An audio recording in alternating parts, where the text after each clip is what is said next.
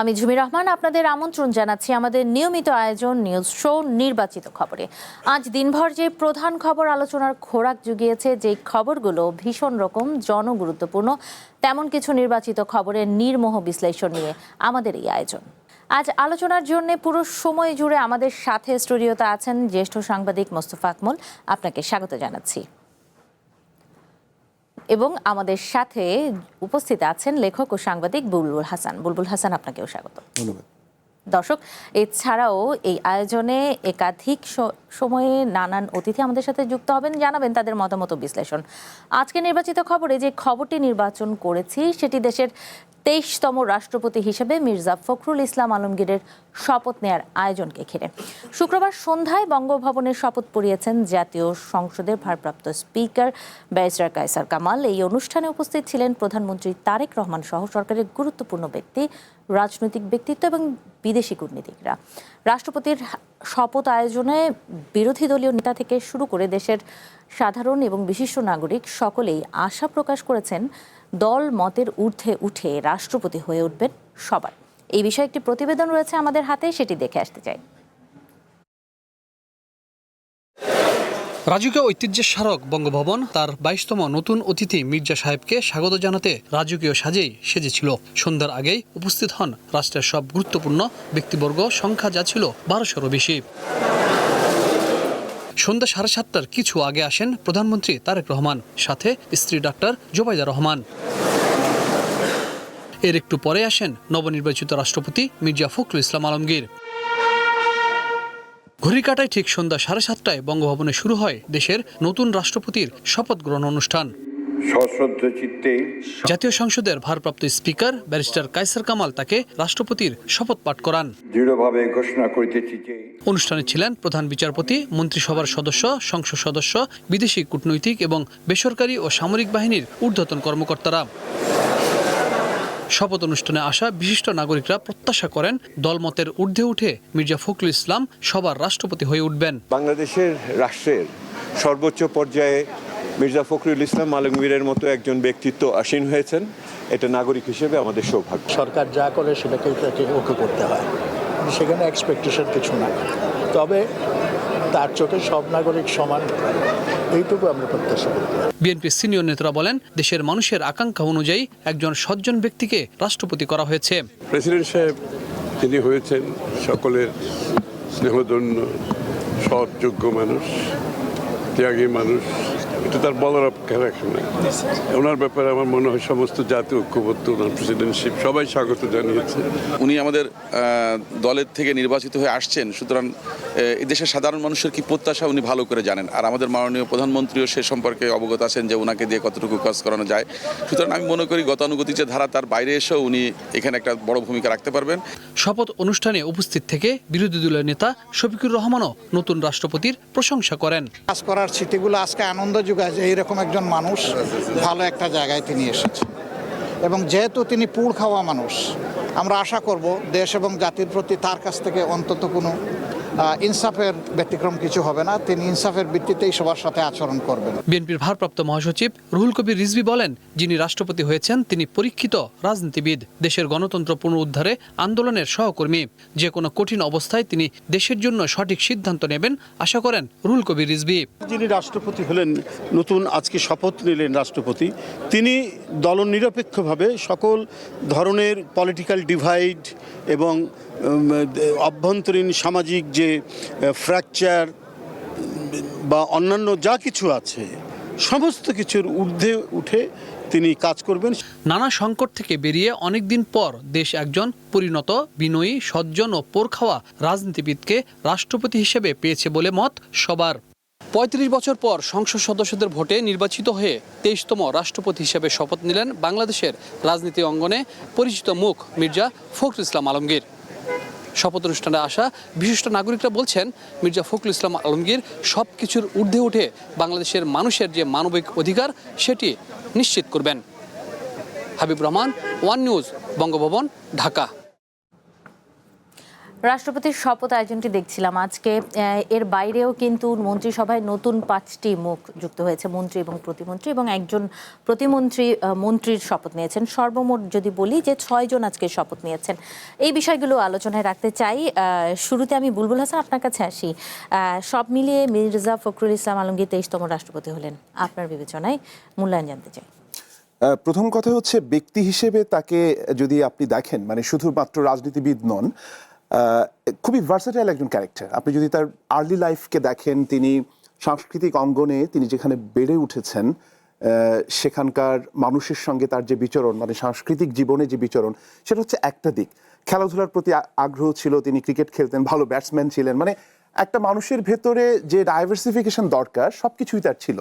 এবং যখন তিনি শিক্ষকতায় যোগ দিলেন, এবং একটা সময় তিনি সরকারি চাকরিও করেছেন, মানে ডেপুটেশনে গিয়েছিলেন সম্ভবত, আমি যদি ভুল করে না থাকি। এরপরে আবার রাজনীতিতে ফিরে এসেছেন। তো তার পুরো জার্নিটাকে যদি আপনি দেখেন, এই অভিজ্ঞতা কিন্তু খুব বিরল। মানে আমাদের রাজনীতিবিদদের মধ্যে একটা বড় অংশের মধ্যে আমি খুব একরৈখিক অভিজ্ঞতার ছাপ দেখতে পাই। কিন্তু রাজনীতিবিদ হিসেবে, শিক্ষক হিসেবে, সাংস্কৃতিক কর্মী হিসেবে, পারফর্মার হিসেবে আপনি যদি দেখেন, এটা হচ্ছে একটা দিক, সেখানে আমি পজিটিভিটি দেখতে পাই। আরেকটা দিক হচ্ছে যে গ্রহণযোগ্যতার বিচারে সন্দেহাতীতভাবে যারা তার রাজনৈতিক প্রতিপক্ষ, তারাও বলবেন এবং স্বীকার করবেন যে এই জায়গাটিতে কোনো প্রশ্ন নেই। হ্যাঁ, কিন্তু আপনি যে রিপোর্টটি দেখালেন, সেখানে যারা মতামত দিচ্ছিলেন বা সাক্ষাৎকারে ছোট ছোট কমেন্টসগুলো দেখাচ্ছিলেন, সেখানে একটা কমেন্টস আমি একটু নোট করেছি। একজন আশা করছেন যে দলমত নির্বিশেষে সবার রাষ্ট্রপতি হয়ে উঠবেন, এটা উনি প্রত্যাশা করেন বা কেউ কেউ প্রত্যাশা করছেন। এটা তো খুব স্বাভাবিক। মানে রাষ্ট্রপতি পদের যে সাংবিধানিক দায়িত্ববোধের জায়গা, সেটি যদি আপনি দেখেন, এই প্রত্যাশাটা অমূলক নয়। সাধারণ নাগরিক হিসেবে আমি, আপনি কিংবা আমার সহ আলোচক যিনি রয়েছেন, আমরা সবাই সেটি প্রত্যাশা করি। কিন্তু অতীত অভিজ্ঞতা দেখা গেছে যে সংকটটা কিন্তু, আমি জানি না কাঠামোতে রয়ে গেছে কিনা, বিচারপতি শাহাবুদ্দিন খুবই গ্রহণযোগ্য একজন মানুষ ছিলেন।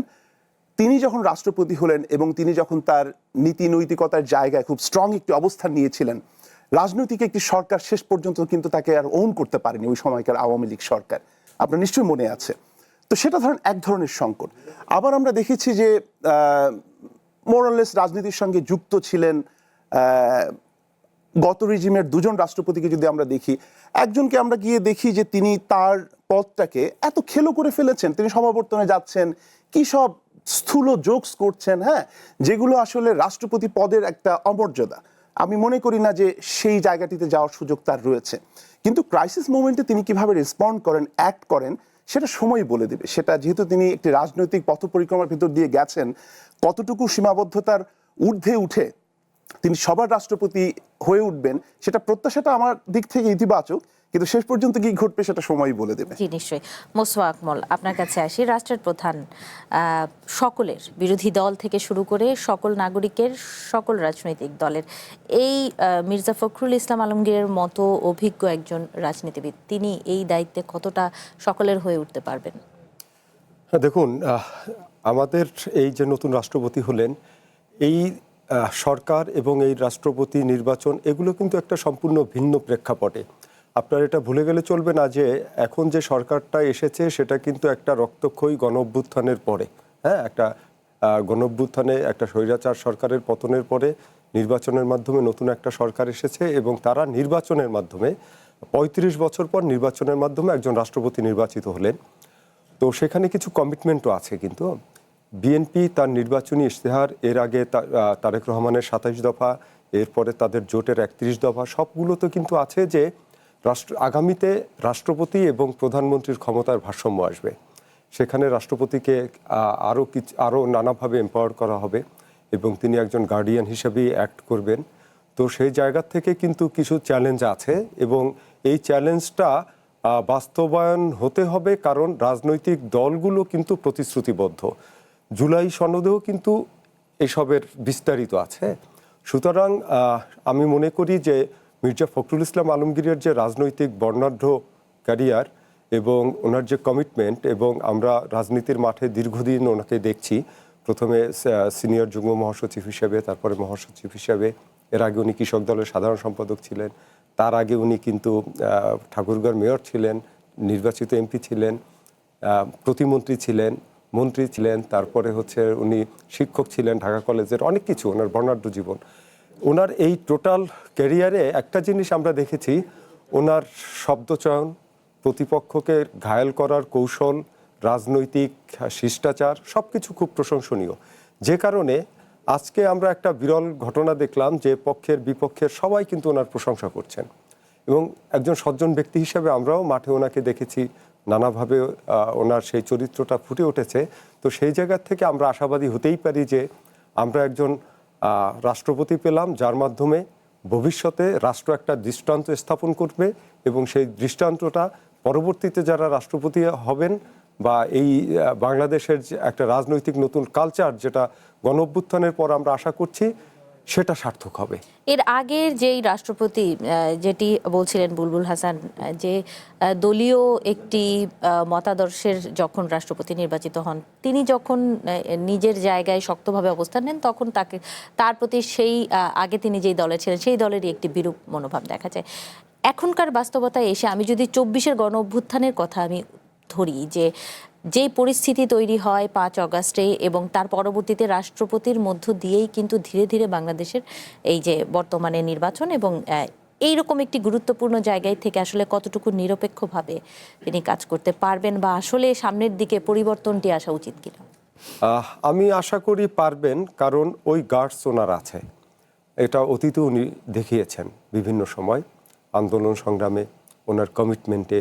উনি যে বয়সে জেল খেটেছেন এই বয়সে অনেকেই কিন্তু দেখা যায় রাজনীতি ছেড়ে দেয় অসুস্থ থাকলে, অথবা একটা পর্যায়ে মানুষ ক্লান্ত হয়, কিন্তু উনি কিন্তু সেই ক্লান্তটা হননি একদম। উনি কিন্তু দেখেন এই গণঅভ্যুত্থানের আগেও কিন্তু উনি জেলেই ছিলেন, ওই সময়টাও জেলে ছিলেন। তো উনি রাজনীতিতে আপোষ করেননি, এটা একটা পজিটিভ গুণ। আর এখন রাজনৈতিক দলগুলো কিন্তু কমিটেড। সেই পরিবর্তনটা যদি আমরা না দেখি তাহলে এখন যারা ক্ষমতায় আছেন তাদেরকেও কিন্তু জনগণের কাছে জবাবদিহি করতে হবে, এবং 5 বছর পরে আবার নির্বাচন হবে, সেই নির্বাচনের ফলাফলে কিন্তু জনগণ তার জবাব দিয়ে দিবে। সুতরাং আমি মনে করি যে গণতন্ত্রের যে ধারাটা আমরা দেখতে পাচ্ছি সেখানে গণতন্ত্রে কিন্তু আপনাকে বারবার জনগণের কাছেই ফিরে যেতে হবে যদি আপনি স্বৈরাচার না হন। তো সেক্ষেত্রে রাজনৈতিক দলগুলোর আশা করি শুভবুদ্ধির উদয় হবে, এবং তারা জনগণের কাছে ফিরে যাওয়ার জন্য তাদের কমিটমেন্টগুলো রক্ষা করবে, এবং রাষ্ট্রপতির যে রোল, যে ভূমিকা, সেটা নিরপেক্ষভাবে পালন করার সুযোগ তৈরি করে দেবে। কারণ অতীত অভিজ্ঞতা ভালো না হলে সামনে যে আমরা ভালো কোনো দৃষ্টান্ত স্থাপন করতে পারবো না, সেটা কিন্তু খুবই দুর্ভাগ্যজনক। আর আমরা এখানে আরও একটু বেশি আশাবাদী হতে পারি। দেখবেন তারেক রহমান প্রধানমন্ত্রী তার দলকে, সরকারকে যেভাবে পরিচালনা করছেন, সব প্রক্রিয়ার মধ্যে কিন্তু তার একটা চেষ্টা আছে যে দৃষ্টান্ত স্থাপন করা। আপনি দেখেন যে এই যে যেটা নিয়ে খুব আলোচনা হচ্ছে যে উনি ছোট ছোট কিছু কাজ করেন, যে ওনার প্রধানমন্ত্রীর দপ্তরে ওনার খাবারের জন্য বরাদ্দ হচ্ছে 150 টাকা।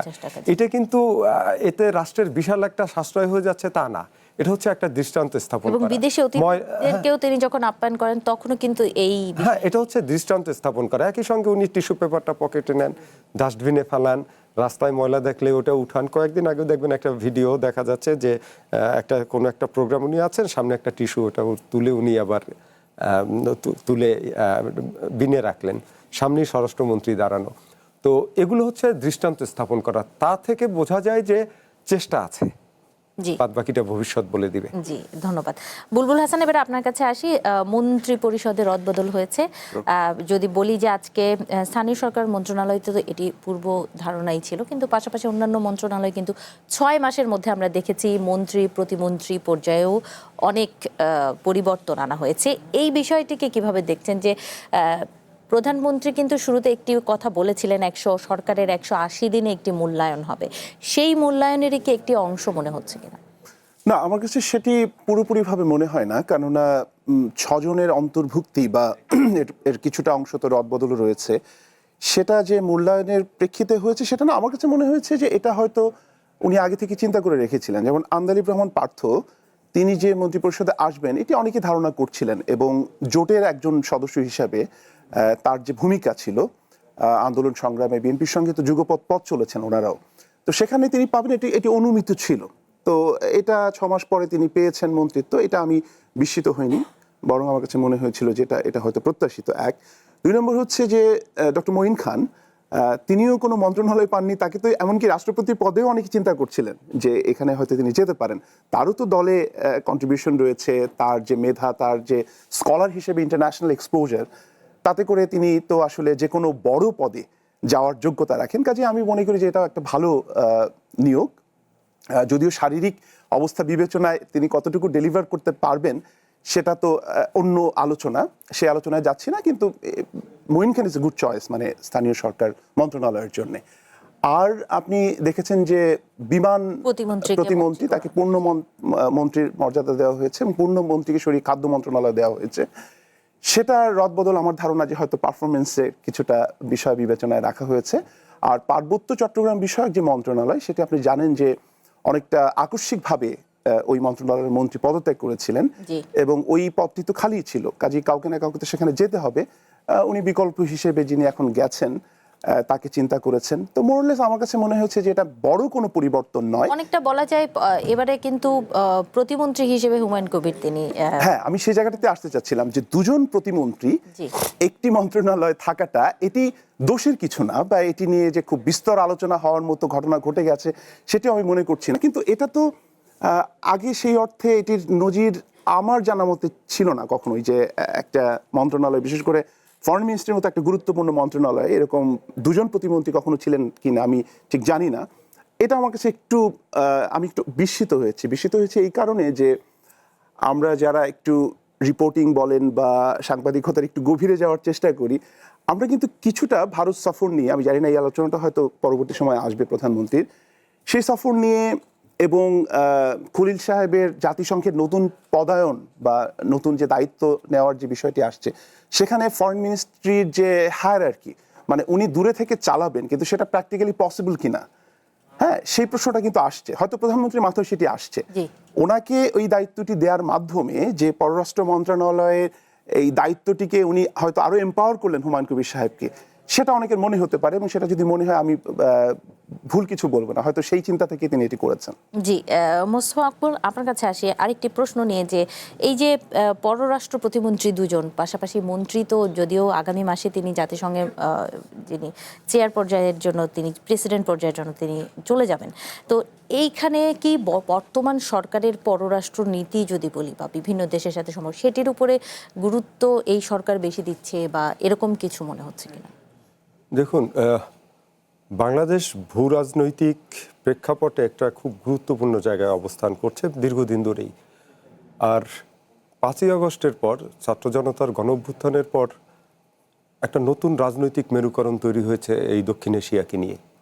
সেখানে পরাশক্তিগুলোর নানা ধরনের হিসেব নিকেশ আছে।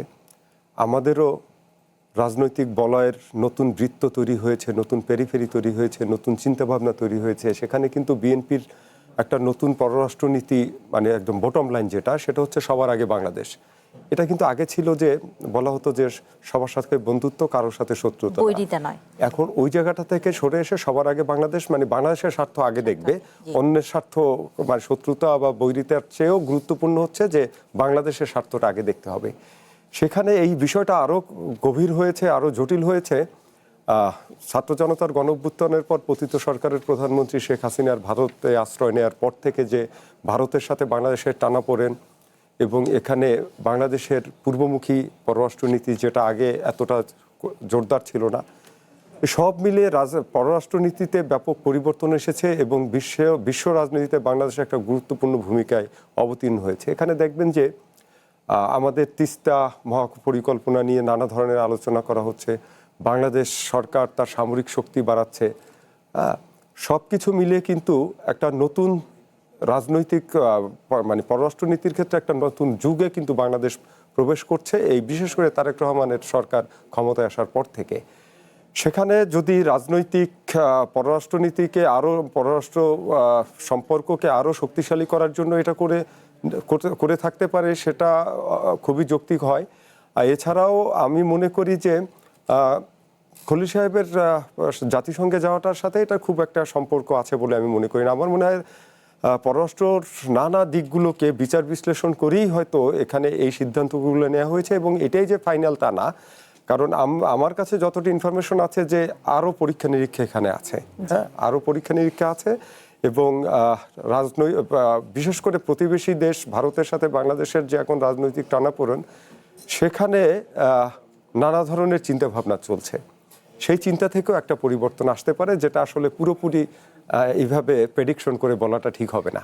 জি, বিরতিতে যাব, তবে এই প্রসঙ্গে আর মন্ত্রিপরিষদের রদবদল নিয়ে আপনার কোনো কিছু যুক্ত করা রয়েছে কিনা? না, দেখুন, মন্ত্রিপরিষদের রদবদল খুব স্বাভাবিক একটা ঘটনা, সবসময় হয়ে থাকে এবং এটা যে মূল্যায়নের ভিত্তিতে হয়নি তাও বলা যাবে না।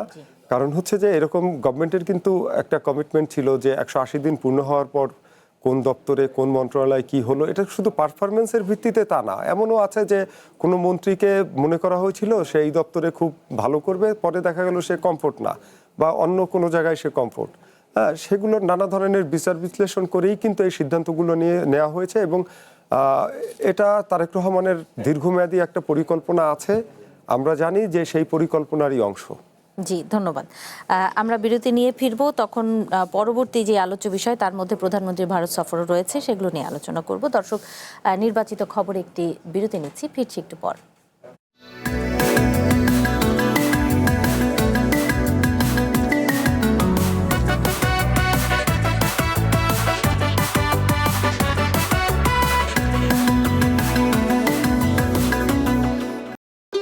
ভবিষ্যৎ হোক নিরাপদ, বিনিয়োগ হোক বিশ্বস্ত, আর আমার পছন্দ সল্ট বে। ওয়েলকাম টু সল্ট বে।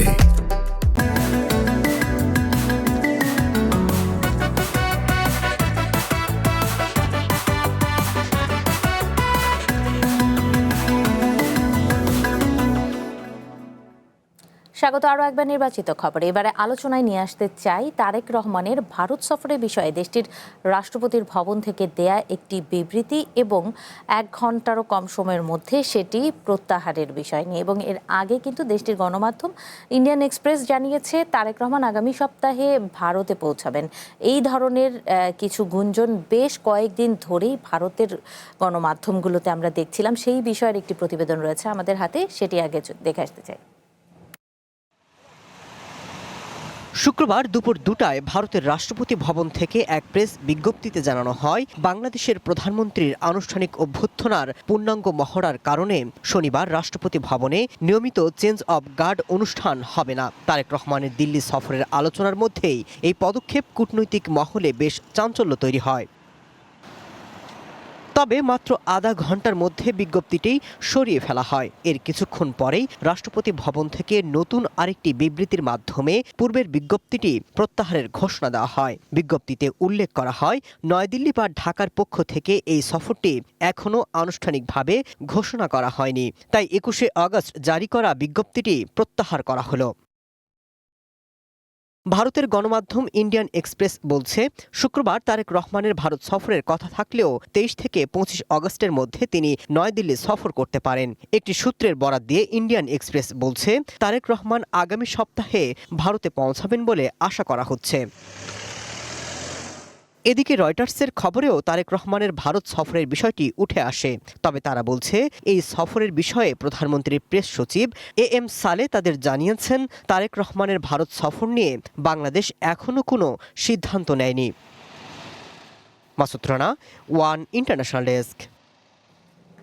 প্রতিবেদনটি দেখছিলাম। মোস্তফা আকমল, আপনার কাছে আসি। প্রধানমন্ত্রীর ভারত সফর নিয়ে সিদ্ধান্ত হয়নি, সেটি কিন্তু আমরাও দীর্ঘদিন ধরে বাংলাদেশ থেকে এখন পর্যন্ত সম্ভাব্য কোনো সময় ঘোষণা করা হয়নি। কিন্তু তারপরেও আজকে যেই ঘটনাটি দেখলাম, কিন্তু ভারতের গণমাধ্যমগুলো, সংবাদ মাধ্যমগুলো নানান সময় নানান ধরনের সময়ও বলে দিচ্ছে। আসলে কি কারণ, মানে আপনার কি মনে হয়?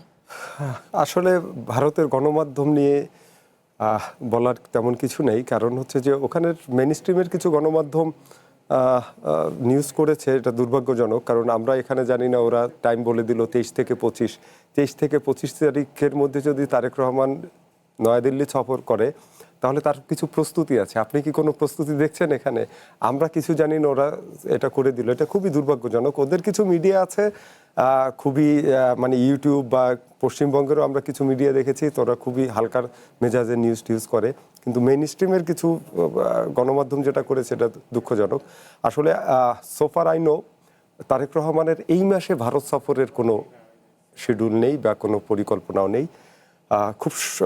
যতদূর আমরা জানতে পেরেছি হয়তো ওনার যদি সফর এটা কয়েকটা শর্তের উপর ডিপেন্ড করে, সেটা আমাদের পররাষ্ট্র মন্ত্রণালয় ব্রিফিংয়ে কিন্তু খুব ক্লিয়ার করেছে যে পতিত সরকারের প্রধানমন্ত্রী আমাদের এখানে যে ট্রাইব্যুনালের রায়ে যিনি মৃত্যুদণ্ডপ্রাপ্ত আসামি শেখ হাসিনাকে ফেরত দিতে হবে, ওসমান হাদির খুনিকে ফেরত দিতে হবে, এবং এরকম কয়েকটা শর্ত দিয়েছে। না, শর্ত দিয়েছে যে এগুলো হলে তখন তারেক রহমান আমাদের প্রধানমন্ত্রী দিল্লি সফর করবেন। তো যাই হোক, সে শর্ত হয়তো পররাষ্ট্র যে কূটনীতিক যে প্রক্রিয়া সেটার অংশও হতে পারে। তবে আমার মনে হয় যে উনি আগামী মাসের প্রথম সপ্তাহে ভারত যাবেন, এরকম একটা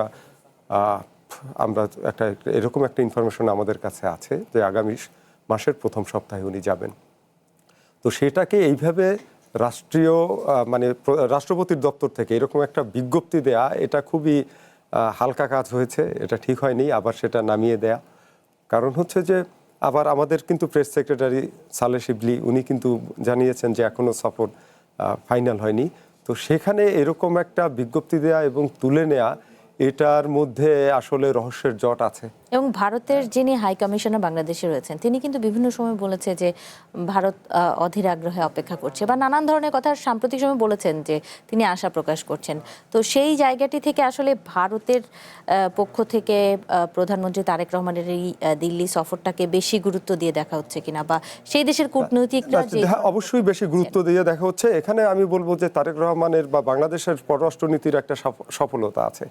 আগে কি হতো, আগে আমাদের অনেক সরকারের সময় দেখা গেছে যে দিল্লি সফর করার জন্য অনেকে উদ্গ্রীব হয়ে থাকতেন, এবং আমাদের কিন্তু একটা ট্রেডিশন আছে, কোনো সরকার ক্ষমতায় আসার পরেই ফার্স্ট সফরটা কিন্তু ইন্ডিয়াতে হতো, সেটা আমরা অনেকবার দেখেছি। সেই জায়গার থেকে এবার পরিবর্তন হয়েছে। দেখেন, এবার কিন্তু তারেক রহমানের প্রথম সফর ছিল মালয়েশিয়া, তারপরে চীন। মূলত চীন, মালয়েশিয়াটা একটা মাঝখানে ট্রানজিটের মতো ব্যবহার হয়েছে। তো যাই হোক, সেখানে এখন ইন্ডিয়া খুব করে চাচ্ছে যে বাংলাদেশের প্রধানমন্ত্রী দিল্লি সফর করুক। এটা আমি বলবো অবশ্যই পররাষ্ট্রনীতির একটা সফলতা বাংলাদেশের জন্য। একই সঙ্গে হচ্ছে যে আমার কেন জানি মনে হয় যে ভারতের একটা গিল্টিনেস হয়তো কাজ করতে পারে, অথবা তারা বাংলাদেশের সাথে 5ই আগস্টের পর ইন্ডিয়ার যে পররাষ্ট্রনীতিতে বা পারস্পরিক সম্পর্কে যে টানাপোড়েন, সেটার হয়তো তারা ইতি ঘটাতে চাচ্ছেন। কারণ আপনি দেখেছেন যে তত্ত্বাবধায়ক সরকারের আমলে ডক্টর মোহাম্মদ ইউনূসের সময় থেকে শুরু করে ব্যাপক একটা টানাপোড়েন চলছে। এক্ষেত্রে কিন্তু আবার এই ভারতের মিডিয়াগুলো একটা বড় ভূমিকা পালন করেছে। তারা কিন্তু টানাপোড়েন কমাতে চান, কিন্তু আবার আমরা এটা একটা কিন্তু নজির আমরা একটা নজির কিন্তু দেখেছিলাম যে বিএনপি সরকার গঠন করার পর আমরা একটা পজিটিভ অ্যাপ্রোচ দেখেছিলাম ভারতের পক্ষ থেকে, সেটা কিন্তু বেশি দিন কন্টিনিউ হয় নাই। সেইটার কিন্তু ছন্দপতনটা হলো যে এই যে লাস্ট 5 তারিখে যে একটা প্রেস ব্রিফিং করলো, তারপরে সেটার একটা কড়া ভাষায় বাংলাদেশ সেটার প্রতিবাদ জানালো, তখন থেকে কিন্তু আবার টানাপোড়েনটা শুরু হয়ে গেল। সুতরাং সেখানে একটা বোধহয় ভারত সরকারের একটা আগ্রহ, ইচ্ছা আছে, বা তারা চাচ্ছে যে টানাপোড়েনটা যতটা পারুক একটা কমিয়ে মিনিমাইজ করে সম্পর্কটাকে একটা স্বাভাবিক ধারায় ফিরিয়ে আনা। জি, বুলবুল হাসান। আপনার প্রশ্নের দুটো আসপেক্ট আছে, আমি আলাদাভাবে বলি। একটা হচ্ছে ভারতীয় গণমাধ্যম এবং ভারতের রাষ্ট্রপতি ভবন থেকে যে বিজ্ঞপ্তিটি দেওয়া হয়েছে সেটা উইথড্র করার যে বিষয়টি, আমার কাছে মনে হচ্ছে যে এই বিজ্ঞপ্তিটি দেওয়া এবং উঠিয়ে নেওয়ার পুরো বিষয়টির একটা সমন্বয়হীনতা কাজ করেছে, এবং এই পর্যায়ে এটা অপ্রত্যাশিত এবং অনাকাঙ্ক্ষিত, এটা কোনোভাবেই মেনে নেওয়া যায় না। আর ভারতীয় গণমাধ্যম বলেন আর বাংলাদেশের গণমাধ্যম বলেন, দেখেন আমাদের সাবকন্টিনেন্টের মিডিয়ার কিন্তু একটা চরিত্রগত প্যারাডাইম শিফট হয়েছে। আমরা সোশ্যাল মিডিয়ার সঙ্গে কম্পিট করতে গিয়ে এখন অনেক লেগেসি মিডিয়াকেও দেখছি যে তারা পুরোপুরি নিশ্চিত না হয়েও অনেকটা ভাষা তথ্য নিয়ে ব্রেক করার একটা প্রবণতা, হ্যাঁ, এটি কাটতি বাড়ানোর জন্য, যদি পরে এটি ভুল প্রমাণিত হয় তারপরেও তো অনেক মানুষ পড়ে ফেললো, অনেক ভিউ হলো, এই ব্যাপারটা কিন্তু কাজ করছে। শুধুমাত্র ইন্ডিয়ান এক্সপ্রেস বা বাংলাদেশের কোনো পত্রিকা আপনি এভাবে আলাদা করে বলা যাবে না, এই প্রবণতাটা অনেকের মধ্যেই রয়েছে, ভাইরাল হওয়ার প্রবণতা। কিন্তু এটা কিন্তু সাংবাদিকতার যে ফান্ডামেন্টাল প্রিন্সিপাল সেটির পরিপন্থী। কিন্তু আমি 21 বছর লন্ডনে সাংবাদিকতা করছি, এবং একটা ছোট্ট উদাহরণ দিই। জো কক্স নামের একজন এমপি, সার্ভিং এমপি, ওনাকে ছুরিকাহত হয়ে নিহত হতে হয়েছিল। এটা বোধহয় 2016 সালের ঘটনা। আমরা সবাই জানি যে তিনি মারা গেছেন, কিন্তু যতক্ষণ না পর্যন্ত হসপিটাল বা পুলিশ বা সরকারের কোনো একটা অথরিটি কনফার্ম করছেন যে তিনি মারা গেছেন, ততক্ষণ পর্যন্ত কিন্তু আমরা এই নিউজটি দিতে পারছিলাম না।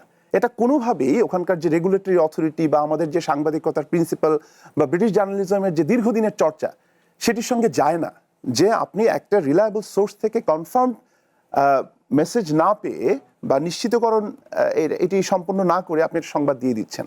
এখন তারেক রহমান ভারতে যাচ্ছেন কি যাচ্ছেন না, আইদার আপনাকে ইন্ডিয়ান অথরিটি কনফার্ম করবে অথবা বাংলাদেশের অথরিটি কনফার্ম করবে, একটা সোর্স তো লাগবে।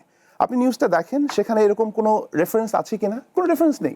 ওনাদের মনে হয়েছে বিশ্বস্ত সূত্র উচ্চ পর্যায়ে কথা বলে, মানে এগুলো তো আমরা জানি যে নিউজগুলোকে কিভাবে খেলতে হয়, এবং এইটা সাস্টেনেবল না, মানে এই সাংবাদিকতার সাস্টেনেবল না।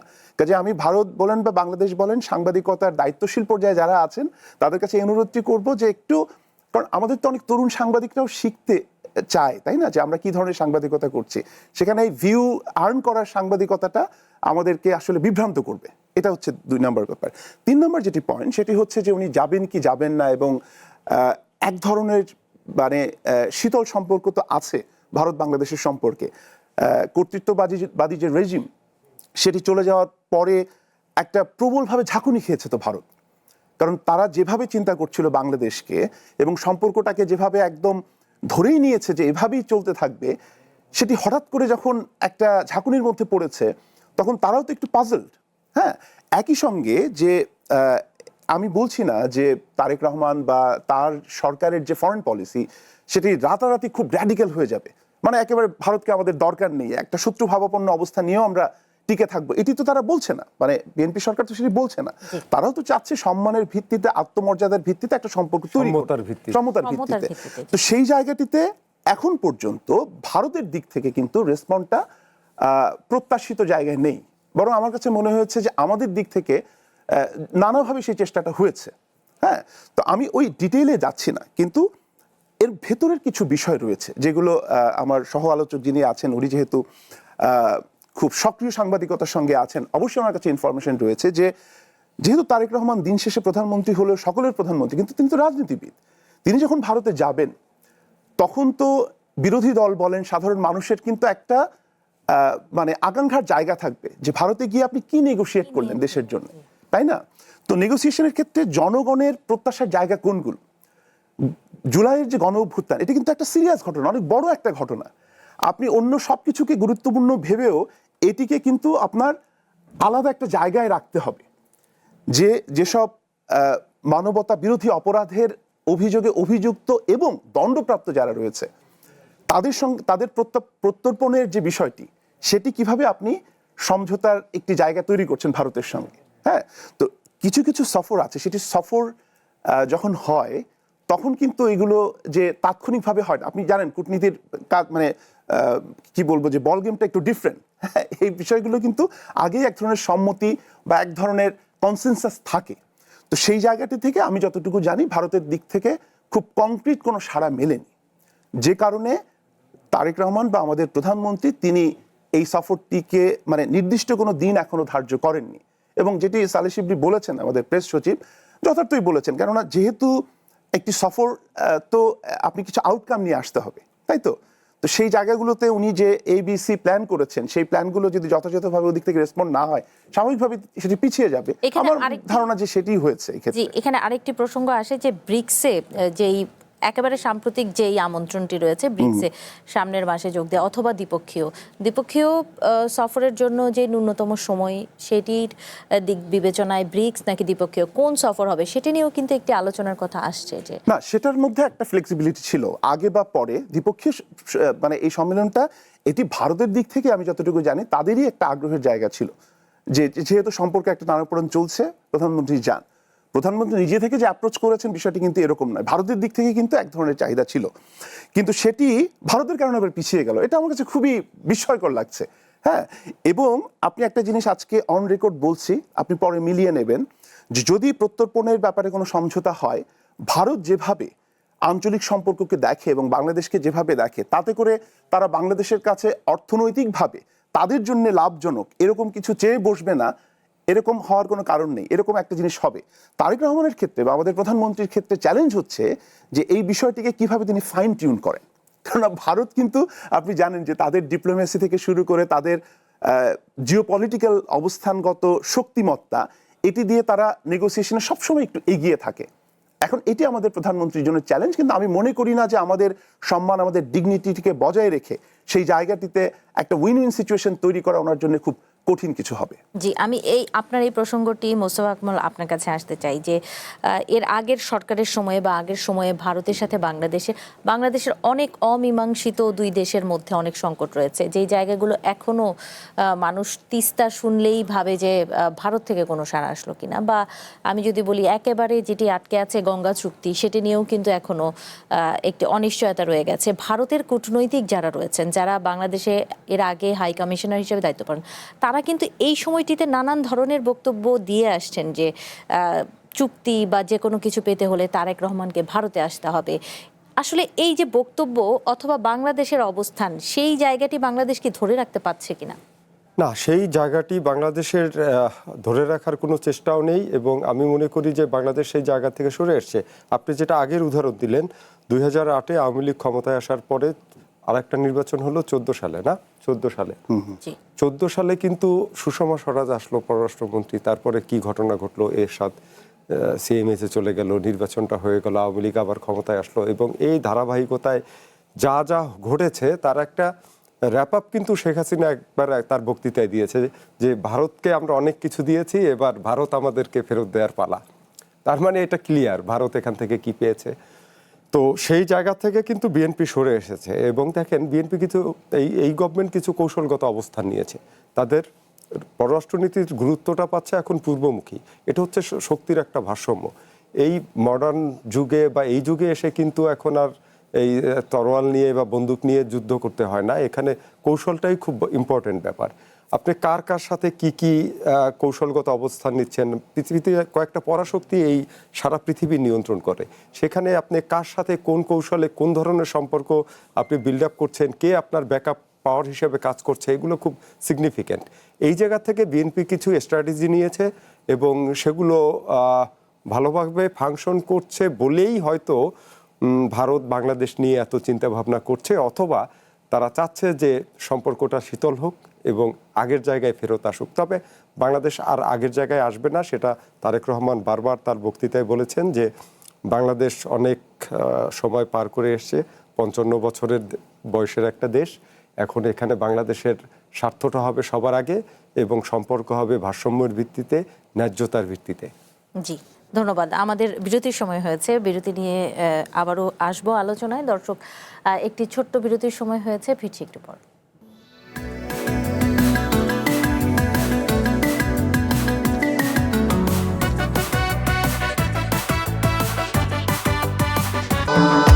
ভবিষ্যৎ হোক নিরাপদ, বিনিয়োগ হোক বিশ্বস্ত, আর আমার পছন্দ সল্ট বে। ওয়েলকাম টু সল্ট বে।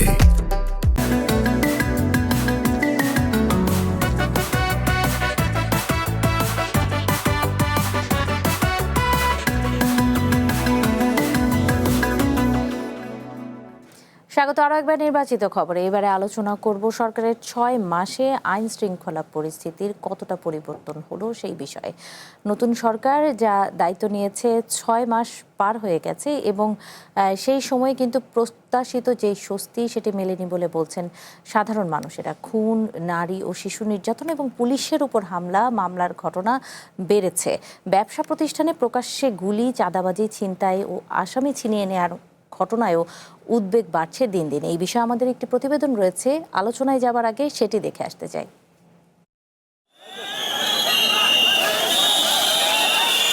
অন্তর্বর্তী সরকারের সময়ে আইন শৃঙ্খলার টালমাটাল পরিস্থিতির বড় কারণ ছিল নেতৃত্বের অভাব ও পুলিশের ভঙ্গুর দশা। বড় আতঙ্ক ছিল মব নিয়ে। নির্বাচিত সরকার ক্ষমতায় আসার পরও মব পরিস্থিতির কাঙ্ক্ষিত উন্নতি হয়নি। আদালত ও পুলিশের উপরেও হামলার ঘটনা ঘটেছে। চাঁদাবাজি, রাজনৈতিক প্রতিহিংসা, ব্যক্তিগত বিরোধের কারণেও হামলা হচ্ছে প্রকাশ্যে। পুলিশ সদর দপ্তরের পরিসংখ্যান বলছে 2025 সালের শেষ 6 মাস ও 2026 সালের প্রথম 6 মাসের আইন শৃঙ্খলা পরিস্থিতি প্রায় একই রকম। হত্যা, ডাকাতি, ছিনতাই ও চুরির ঘটনা প্রায় সমান। নারী ও শিশু নির্যাতনের ঘটনা গত 6 মাসে 1000-এরও বেশি। অপহরণ কিছুটা কমেছে, কিন্তু পুলিশের উপর বেড়েছে হামলার ঘটনা। নিরাপত্তা বিশ্লেষকরা বলছেন, আইনশৃঙ্খলা বাহিনীর মধ্যে নানা কারণে রদবদল করা হয়েছে। অনেক পদে দক্ষ লোক বসানোর ব্যর্থতায় আইনশৃঙ্খলা পরিস্থিতির উন্নতি হচ্ছে না। ঝুঁকিগুলো যে জায়গাগুলোতে রয়ে যাচ্ছে বা ঘাটতিগুলো যে জায়গাগুলোতে আছে, তার মধ্যে অন্যতম হচ্ছে যে কখনো কখনো আমাদের মনে হচ্ছে যে পরিস্থিতি স্বাভাবিক, কিন্তু সেই স্বাভাবিকতা তৈরি হওয়ার স্বাভাবিকতা ধারাবাহিকতা পাচ্ছে না। মব পুরোপুরি বন্ধ করতে না পারায় মানুষের মধ্যে স্বস্তি ফিরছে না বলেও মনে করেন এই নিরাপত্তা বিশ্লেষক। মব মুক্ত কোনো সরকারই ছিল না, এটা আমরা যেটা বাস্তবতা এবং যেটা সত্যি। কিন্তু এক এক সরকারের সময় মবের এক এক ধরনের রূপান্তর আমরা দেখি। বর্তমান সরকার কিন্তু দায়িত্ব নিয়ে বলেছিল যে অন্তর্বর্তীকালীন সরকারের সময় মবের মহামারী তৈরি হয়েছিল। এখন মবের মহামারী নেই, কিন্তু মব থেমে নেই। মবের আমরা কিছু নতুন রূপান্তর দেখছি। এই মবটাকে তারা পরিপূর্ণভাবে বন্ধ করতে পারেনি। পুলিশ সদর দপ্তরের মিডিয়া অ্যান্ড পাবলিক রিলেশনস বিভাগের অ্যাসিস্ট্যান্ট ইন্সপেক্টর জেনারেল দাবি করেন, আইনশৃঙ্খলা পরিস্থিতি নানা কারণে কখনো কখনো অবনতি হয়, তবে বর্তমান পরিস্থিতি অন্য যে কোনো সময়ের চেয়ে খারাপ নয়। বাট ওভারঅল যদি আপনি অ্যাভারেজ করেন, আইনশৃঙ্খলা পরিস্থিতি স্বাভাবিক। অথবা মাঝে মাঝে যেটা হয়, আমাদের বিভিন্ন সময় বিভিন্ন ইস্যু বা রাজনৈতিক ইস্যুর কারণে মাঝে মাঝে কোনো ধরনের অপরাধ বেড়ে যায়, বা ওয়েদারের কারণেও অনেক সময় অপরাধ বেড়ে যায়, বিভিন্ন ধরনের ইস্যু থাকে। কিন্তু ওভারঅল অ্যাভারেজ অপরাধ বাংলাদেশে একই রকম থাকে। গত কয়েক দশক ধরে যেরকম আমরা অপরাধের ডেটা দেখতে পাচ্ছি, তাতে আমাদের কাছে মনে হয়েছে অপরাধের মাত্রা একই রকম। সম্প্রতি আইনশৃঙ্খলা পরিস্থিতি নিয়ে পুলিশ সদর দপ্তরে একাধিক বৈঠক হয়েছে। বৈঠকে ছিনতাই, খুন, নারী ও শিশু নির্যাতনের ঘটনা নিয়ন্ত্রণে সব মহানগর পুলিশের কমিশনার, রেঞ্জের উপমহাপরিদর্শক এবং জেলা পুলিশ সুপারদের নির্দেশনা দেওয়া হয়েছে। ইশতিয়াক ইমন, ওয়ান নিউজ, ঢাকা। প্রতিবেদনটি দেখছিলাম। বুলবুল হাসান, শুরুতে আপনার কাছে আসি। আসলে এই 6 মাসে কি আইন শৃঙ্খলার কোনো ভবিষ্যৎ হোক নিরাপদ, বিনিয়োগ হোক বিশ্বস্ত, আর আমার পছন্দ সল্ট বে। ওয়েলকাম টু সল্ট বে। পরিবর্তন আপনার চোখে পড়েছে কিনা? প্রথম কথা হচ্ছে যে পরিসংখ্যানটি দেখানো হয়েছে রিপোর্টে, সেখানে পরিবর্তন যেটি হয়েছে সেটা খুব সিগনিফিক্যান্ট নয়। হ্যাঁ, মোরলেস একই রকম রয়ে গেছে। এখন বাংলাদেশে তো যেটা হয় যে ডেটা বা স্ট্যাটিস্টিক্স বা এই ধরনের বিষয়গুলো কতটুকু আপনি নির্ভর করতে পারেন সেটাও একটা বিষয়, কিন্তু অ্যাকর্ডিং টু ডেটা খুব বেশি পরিবর্তন হয়নি। কিন্তু আমার প্রশ্নটা অন্য জায়গায়, যে পুলিশ হেডকোয়ার্টারে যে ইন্টারভিউটা আমরা দেখলাম, পুলিশ অফিসার যেটি বললেন যে অপরাধের মাত্রা একই রকম রয়ে গেছে, মানে এটি তার বডি ল্যাঙ্গুয়েজ বলে দিচ্ছে যে এটি খুব স্বাভাবিক ঘটনা। কিন্তু আমরা তো 17 বছর ফ্যাসিস্টের রেজিমে ছিলাম, কোট আনকোট, তাই না? আচ্ছা, পুলিশ জুলাইয়ের গণ অভ্যুত্থানের পরে পুলিশের যে মোরাল ভেঙে গেছে, তাদের স্ট্রাকচার ভেঙে গেছে, তাদের অনেক ধরনের সমস্যা, হ্যাঁ, তাদেরকে রিঅর্গানাইজ করার একটা ব্যাপার ছিল যেটি অত অল্প সময় করা যায়নি, এরকম যুক্তি আমরা শুনেছি, মেনে নিলাম, 1.5 বছর গেল। এখন নতুন সরকার আসার পরেও যদি একই অবস্থা থাকে, সেটি ভালো না খারাপ আপনি আমাকে বলেন? জি, যেখানে খুবই মাইক্রো সব ইস্যু নিয়ে প্রধানমন্ত্রী নিজে এক ধরনের সিম্বলিক সিগনিফিকেন্স তৈরি করছেন, মানে তিনি নিজে করে এটি দেখাচ্ছেন যে এটি হচ্ছে করতে হয়, করা উচিত। সেখানে আইন শৃঙ্খলা যে একটা প্রায়োরিটি, হ্যাঁ, চাঁদাবাজি বলেন, আইন শৃঙ্খলা বলেন, জীবনের নিরাপত্তা বলেন, দেখেন পৃথিবীর যে কোনো সভ্য দেশে আপনি সবচেয়ে ভালনারেবল যে মানুষটি, যার পাশে কেউ নেই, যিনি ক্ষমতাহীন, তাকে রাষ্ট্র কতটুকু প্রোটেকশন দিতে পারছে, সেটি হচ্ছে গণতন্ত্র এবং সভ্যতা নির্ণয়ের মাপকাঠি। তো কাজেই আপনি যতই যুক্তি দেন না কেন যে আগের মতোই রয়ে গেছে, উনি যে কথাগুলো বললেন খুবই জেনেরিক কথা, মানে অফিসাররা বা আমলারা এই ধরনের কথাবার্তাই বলে, কিন্তু সাধারণ মানুষ কিন্তু এই বিষয়গুলোতে আশ্বস্ত হতে পারছে না। আপনার সবচেয়ে বড় যে জিনিসটা দরকার সেটা হচ্ছে আশ্বস্ত হওয়া। পুলিশ আরো বোল্ডলি বলবে যে এখানে জিরো টলারেন্স। তাদের কি সক্ষমতা এখনো ঘাটতি রয়েছে, বা তারা আসলে পেরে উঠছে না? না, সক্ষমতার ঘাটতি তো আছে, এটি অস্বীকার করা যাবে না। কিন্তু একটা নির্বাচিত সরকার যখন ক্ষমতায় আসে, তখন তো সব মানুষের মধ্যে এক ধরনের কনফিডেন্স তৈরি হয়, এবং যে ঘটনাগুলো ঘটছে সেখানে একটা প্রম্পট অ্যাকশন দেখা যায়। যদি পরিসংখ্যান ইন্টারিমের শেষ 6 মাস এবং নতুন সরকারের প্রথম 6 মাস যদি সমান হয়, তাহলে আপনি ডেভেলপমেন্টটা কোথায় আপনি আমাকে বলেন, মানে আশ্বস্ত হওয়ার জায়গাটা কোথায়? আমি তো মনে করি যে সরকারের এটা 1 নম্বর প্রায়োরিটি হওয়া দরকার। মানে বিদ্যুৎ থেকে শুরু করে অন্যান্য সমস্যাগুলো রয়েছে, বিদ্যুতের সমস্যাটা যেমন আমরা জানি, এখানে নতুন সরকারের করার তেমন কিছুই নেই, তারা এটা ইনহেরিট করেছে। কিন্তু আইন শৃঙ্খলার বিষয়টা হচ্ছে যে এটি আপনার সদিচ্ছা এবং সেটি বাস্তবায়ন করার জন্য অ্যাকশন প্ল্যান দরকার। কিছু বিষয় শুধুমাত্র রেটরিক দিয়ে হবে না। রাজনীতিতে আমরা অনেক রেটরিক দেখেছি, আমাদের সদিচ্ছা আছে, আমরা করতে চাচ্ছি, এবং যে কোনো সমস্যা বা যে কোনো সংকটে পূর্ববর্তী সরকারের দোষ দেওয়ার একটা প্রবণতা আমরা বিভিন্ন সময় দেখেছি। কিন্তু আপনাকে বুঝতে হবে যে গণ অভ্যুত্থান উত্তর যে ব্যবস্থা, সেই ব্যবস্থার ধারাবাহিকতায় যে নির্বাচিত সরকার ক্ষমতায় এসছে, দেখেন সংসদ কিন্তু ফাংশনিং, এই সরকারের উপর মানুষের আস্থা আছে। এমনকি আমি আপনাকে দায়িত্ব নিয়ে বলতে পারি, যে মানুষটা বিএনপি রাজনীতি পছন্দ করে না, যে মানুষটা তারেক রহমানকে পছন্দ করেন না, সেই মানুষটাও চায় যে দেশে একটা স্টেবিলিটি আসুক এবং এই সরকার সফল হোক। তো এত বড় ম্যান্ডেট তো আমার মনে হয় ডক্টর ইউনূসও পান নাই। তাহলে এই 6 মাসে দৃশ্যমান কেন সেই উদ্যোগটি হচ্ছে না, যেখানে মানুষের জানমালের নিরাপত্তা? একজন মানুষ 32 নম্বরে গিয়েছে ফুল দিতে, আপনি আওয়ামী লীগের কার্যক্রম নিষিদ্ধ করেছেন, তাকে ধরে এভাবে বেধড়ক পেটাতে হবে? তবে সেখানে মবেরও কিন্তু আমরা একটি না, সেটি বলছি, সবকিছু মিলিয়েই তো মানুষের যে নিরাপত্তা, সেটাকে আপনার নিশ্চিত করতে হবে। একটু মন্তব্য শুনবো, আপনি বলুন, আমরা পত্রিকায় যাব। না দেখুন, আমার মনে হয় কি যে অদৃশ্য আইন শৃঙ্খলা বাহিনী এখন দৃশ্যমান হচ্ছে। এরা তো আসলে পর্দার আড়ালে চলে গেছিল। আমরা তো 5ই আগস্টের পর আসলে আইন শৃঙ্খলা বাহিনীর উপস্থিতি দেখিনি, একদম অদৃশ্য হয়ে গেছিল। তো সেই জায়গা থেকে অদৃশ্য আইন শৃঙ্খলা বাহিনী, পুলিশ, র্যাব তো দেখেন এখন আর ফাংশনে নাই। তো সেখানে এরা দৃশ্যমান হচ্ছে। এই দৃশ্যমানদের আবার একটা বড় অংশ হচ্ছে গত 17 বছরের নিয়োগ। তাদের মধ্যে আবার নানাবিধ মোটিভ কাজ করে। সেখানে অনেকে ইনএক্টিভ আছেন, অনেকে মামলার ভয়ে থাকেন, ডিমোরালাইজ আছেন, অনেকে ভাবেন যে ওই আমলে আমাদের যার যার প্রমোশন হয়েছে বেশি, তারা নানা ধরনের আস্থার সংকটে ভোগেন। একই সঙ্গে আবার দেখেন এখানে ঘাটতি আছে, কিন্তু অফিসারদের অনেকে এখনো অদৃশ্য, পলাতক। অনেক বাহিনীতে অনেক লোক আবার নতুন করে নিয়োগ দিতে হবে। সিপাহী পর্যন্ত অনেকে এখনো কাজে ফিরেন নাই। তো সেই জায়গা থেকে এটা আমি মনে করি যে এটা রিফর্মের একটা জায়গা আছে। এটা অনেক আরো রিফর্ম হতে হবে, আরো শক্তি সঞ্চয় করে এই আইন শৃঙ্খলা পরিস্থিতি। তবে রিফর্ম নিয়ে কিন্তু আমরা সরকারকেও দেখলাম না যে এই বাহিনীতে এটা হচ্ছে কি, এটা কিছু প্রক্রিয়া আমরা শুধু এই ড্রেসের পরিবর্তন দেখেছি, কিন্তু না, ভিতরে অনেক কাজ চলছে, সেগুলো আগাচ্ছে। সবচেয়ে বড় কথা হচ্ছে যে এখানে একটা ব্যাপক আস্থার সংকট আছে। পুলিশকে সেই আস্থার সংকটটা কাটিয়ে উঠতে হবে। দেখবেন আপনি রাস্তাঘাটে এই যে ট্রাফিক পুলিশরা, সামনে কেউ আইন ভঙ্গ করলো, ও কিন্তু চার্জ করছে না, কারণ চার্জ করার সেই মোরাল জায়গাটা তারা হারিয়ে সেই জায়গাটিও এখন সেই জায়গাটা আসলে ফিরিয়ে আনতে হবে। সুতরাং আইন শৃঙ্খলা নিয়ে আমাদের এখনকার যে এক্সপেকটেশন, সেটা খুব দ্রুতই ফুলফিল হবে বলে আমি মনে করি না, সময় লাগবে। জি, ধন্যবাদ। আমরা একটু অনলাইন পত্রিকা দেখব। শুরুতে একটু প্রথম আলো দেখতে চাই, আজকের খবরগুলো কি রয়েছে। মঈন খান, স্থানীয় সরকার মানে অর্থাৎ কে কোন মন্ত্রণালয় পাচ্ছে সেটি নিয়ে তারা সংবাদ করেছেন, এবং জহিরুদ্দিন স্বপন প্রধানমন্ত্রীর উপদেষ্টা, বিমান থেকে খাদ্যমন্ত্রী, আফরোজা খানম খাদ্যমন্ত্রী হয়েছেন। যেই রদ বদল, সেগুলো নিয়েই আসলে আজকে রাষ্ট্রপতি হিসেবে শপথ নেন মির্জা ফখরুল ইসলাম আলমগীর।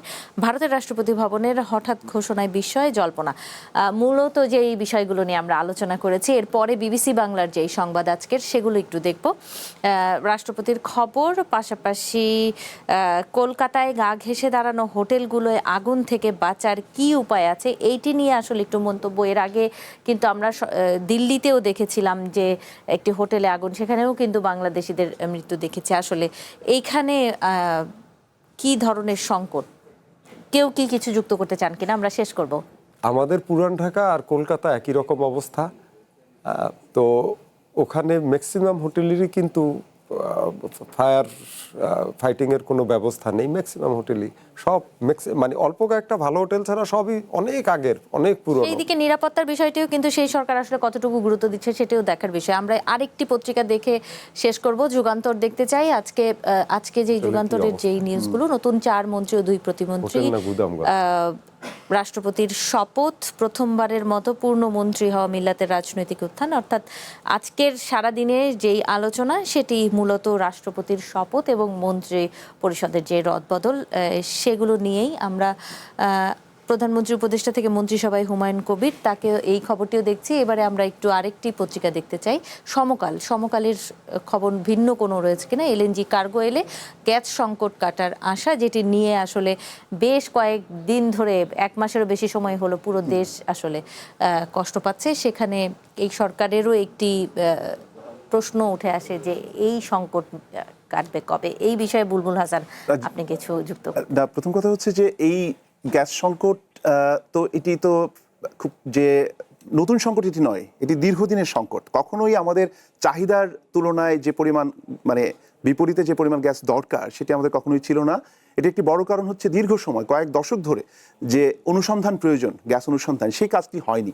কেন হয়নি আমি এখনো জানি না। মানে লোডশেডিং হওয়া যেই পরিমাণে এখন হচ্ছে সেটি কিন্তু অন্তর্বর্তী সরকারের সময়ে এই সংকট ছিল, এত লোডশেডিং কিন্তু।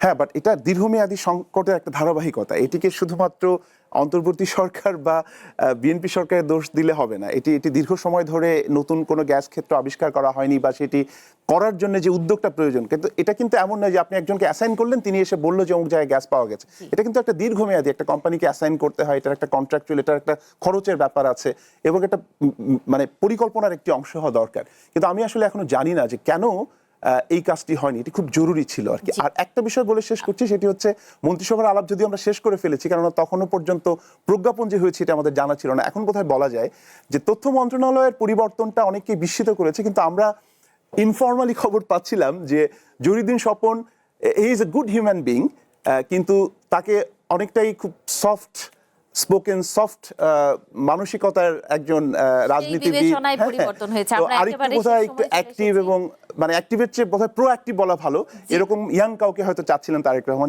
অনেক ধন্যবাদ বুলবুল হাসান, মোস্তফা আকমল, দুজনকে ধন্যবাদ আমাদের সময় দিয়েছেন। দর্শক, এই ছিল আজকে নির্বাচিত খবরে। আগামীকাল আবারও দেখা হবে। শুভরাত্রি।